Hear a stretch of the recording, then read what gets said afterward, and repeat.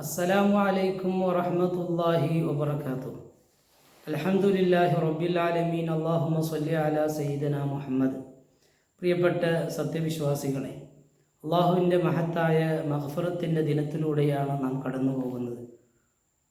റബ്ബ് സുബ്ഹാനഹു വ തആല അവൻ്റെ മഗ്ഫിറത്ത് ലഭിച്ച വിഭാഗത്തിൽ നമ്മളെല്ലാവരെയും ചേർത്ത് അനുഗ്രഹിക്കുമാറാവട്ടെ.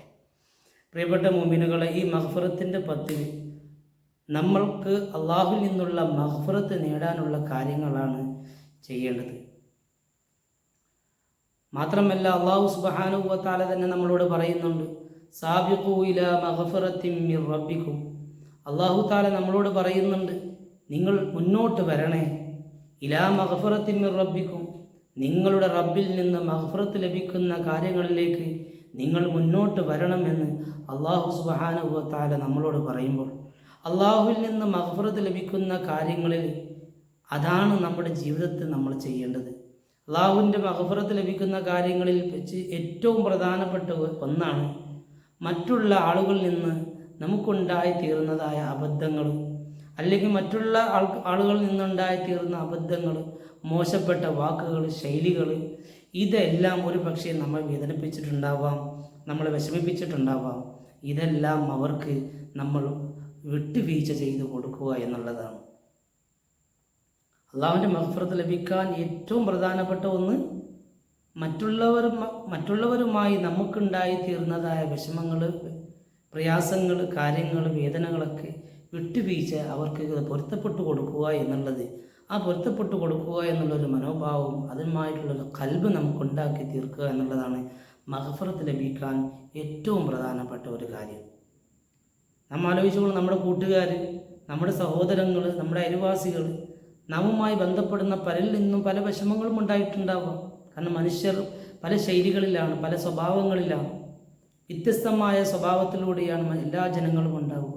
അപ്പോൾ നമ്മുടെ സ്വഭാവം തന്നെ ആയിരിക്കില്ല മറ്റുള്ളവർക്ക്. നാം എപ്പോഴും മാതൃക കാണേണ്ടത് പ്രവാചകൻ സല്ലല്ലാഹു അലൈഹി വസല്ലം തങ്ങളിലൂടെയാണ്. ആ പ്രവാചകൻ്റെ ജീവിതം തന്നെ നമ്മെ പഠിപ്പിക്കുന്നത്, പ്രവാചകൻ്റെ ജീവിതത്തിൽ ഒരുപാട് പ്രയാസങ്ങളും പ്രതിസന്ധി ഘട്ടങ്ങളൊക്കെ ഉണ്ടായപ്പോഴും പ്രവാചകനെ വേദനിപ്പിച്ചപ്പോഴും അവരോടൊക്കെ പ്രവാചകൻ വിട്ടുവീഴ്ച ചെയ്ത് കൊടുത്തിട്ടേ ഉള്ളൂ. അതാണ് നമ്മൾ പഠിച്ച പാഠങ്ങൾ. അപ്പോൾ ആ ഒരു പാഠമാണ് മാതൃകയാക്കിക്കൊണ്ട് നമ്മുടെ ജീവിതത്തിൽ മറ്റുള്ളവരിൽ നിന്നുണ്ടായ കാര്യങ്ങളൊക്കെ വിട്ടുവീഴ്ച ചെയ്തു കൊടുക്കുക എന്നുള്ളത് മഗ്ഫിറത്ത് ലഭിക്കാൻ പറ്റുന്ന ഏറ്റവും ഒന്നാമത്തെ ഒരു കാര്യമാണ്. അള്ളാഹു തആല നൽകുമാറാവട്ടെ. മറ്റൊരു കാര്യമെന്നുള്ളത്, ജീവിച്ചിരിക്കുമ്പോൾ, മാതാപിതാക്കൾ ജീവിച്ചിരിക്കുമ്പോൾ തന്നെ നമുക്ക് മഗ്ഫിറത്ത് നേടാൻ നമുക്ക് സാധിക്കും. അവർ മരണപ്പെടേണ്ടതില്ല. അപ്പോൾ അവർ ജീവിച്ചിരിക്കുമ്പോൾ തന്നെ നമുക്ക് മഗ്ഫിറത്ത് നേടാനും സാധിക്കും. അതോടൊപ്പം തന്നെ സ്വർഗം നേടാനും നമുക്ക് ദുനിയാവിൽ നിന്ന് തന്നെ സാധിക്കും. അള്ളാഹു തആല നൽകുമാറാവട്ടെ. പ്രിയപ്പെട്ട മുഅ്മിനുകളെ, ഇന്നിൻ്റെ കാലത്ത് നാം ഏവരും ശ്രദ്ധിക്കേണ്ട, എപ്പോഴും നമ്മൾ ആലോചിക്കേണ്ട ഒരു കാര്യമാണ്, നമ്മളെ മാതാപിതാക്കളെ നമ്മൾ ഒരിക്കലും ഒറ്റപ്പെടുത്തരുത്, അവരെ വേദനിപ്പിക്കരുത്. അവർക്ക് മാനസികമായിട്ടാവട്ടെ ശാരീരികമായിട്ടാവട്ടെ ഒരു രീതിയിലും അവരെ വേദനിപ്പിക്കാതെ അവരെ പരിചരിച്ച് അവർ ഖിദ്മത്തെടുത്ത് ജീവിക്കുമ്പോൾ ആ വിശ്വാസിക്ക് അല്ലാഹു തആല ദുനിയാവിന് തന്നെ സ്വർഗം കൊടുക്കാൻ കാരണമാകും. പ്രവാചകൻ്റെ ചരിത്രത്തിൽ കാണാമല്ലോ, ഇസ്രാ മിറാജിൻ്റെ ചരിത്രത്തിൽ പ്രവാചകൻ സ്വർഗം കണ്ടപ്പോൾ ആ സ്വർഗത്തിൽ ഒരു സ്വഹാബിയുടെ ഖുർആൻ പാരായണം കേൾക്കുകയുണ്ടായി. പ്രവാചകൻ ചോദിച്ചു മലക്കുകളോട്, അല്ല മലക്കുകളെ, ആരാണ് ഈ സ്വർഗത്തിൽ ഈ ഖുർആൻ ഇങ്ങനെ അതിമനോഹരമായ രീതിയിൽ ഖുർആൻ പാരായണം ചെയ്യുന്നത്? അപ്പോൾ പറഞ്ഞത്, മലക്കുകൾ അവിടെ നിന്ന് പറഞ്ഞ മറുപടി, അത് ഹാരിസത്ത് ബിൻ നുഅ്മാൻ റളിയല്ലാഹു തആല ആണ് ആ ഖുർആൻ ഓതുന്നതെന്ന് പറഞ്ഞു.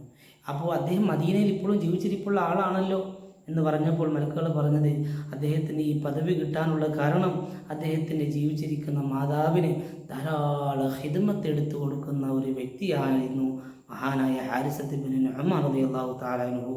അത് മുഖേനയാണ്, അത് കാരണമാണ് ഈ ഒരു പ്രതിഫലം അല്ലാഹു തആല അദ്ദേഹത്തിന് നൽകിയതെന്ന് പ്രവാചകൻ സല്ലല്ലാഹു അലൈഹി വസല്ലം തന്നെ സ്വഹാബത്തിന് ഈ കഥ പറഞ്ഞു കൊടുത്തപ്പോൾ, ഈ കാര്യം പറഞ്ഞു കൊടുത്ത സമയത്ത് സ്വഹാബത്തും ചോദിച്ചു, ഫീന, അവർ ഞങ്ങളിലുള്ള ഒരാളാണല്ലോ, അദ്ദേഹം ഞങ്ങൾ ഇപ്പോഴും ജീവിച്ചിരിക്കുന്ന ഒരാളാണല്ലോ ഹാരിസത്ത് ബിൻ നുഅ്മാൻ, പിന്നെ എങ്ങനെ അദ്ദേഹത്തിന് ഇങ്ങനെ ഒരു പ്രത്യേകതയും ഒരു മഹത്വം കിട്ടാൻ കാരണം എന്ന് ചോദിച്ചപ്പോൾ പ്രവാചകൻ അവരോടും പറഞ്ഞ മറുപടി, അദ്ദേഹം തൻ്റെ മാതാവിനെ ധാരാളം പരിചരിക്കുന്ന വ്യക്തിയായിരുന്നു.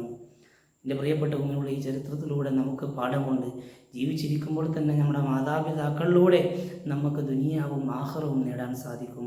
അല്ലാഹു സുബ്ഹാനഹു വ തആല അവൻ്റെ മഗ്ഫിറത്ത് ലഭിച്ച വിഭാഗത്തിൽ നമ്മളെ ചേർത്ത് അനുഗ്രഹിക്കുമാറാവട്ടെ. നമ്മളോട് മറ്റുള്ളവർ ചെയ്തു പോയ എല്ലാ കാര്യങ്ങളും മറ്റുള്ളവർക്ക് നമ്മൾ വിട്ടുവീഴ്ച ചെയ്ത് കൊടുക്കാനുള്ള ഒരു മനോഭാവം, ഒരു ഖൽബ് നമ്മൾ ഉണ്ടാക്കി തീർക്കുക ഈ റമദാനിൽ. അല്ലാഹു സുബ്ഹാനഹു വ തആല അതിനുള്ള ഒരു തൗഫീഖ് നമുക്ക് പ്രദാനം ചെയ്യട്ടെ.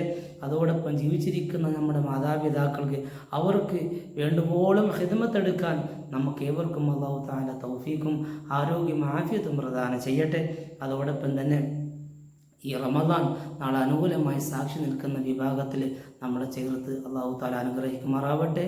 അസ്സലാമു അലൈക്കും വറഹ്മത്തുള്ളാഹി വബറകാതുഹു.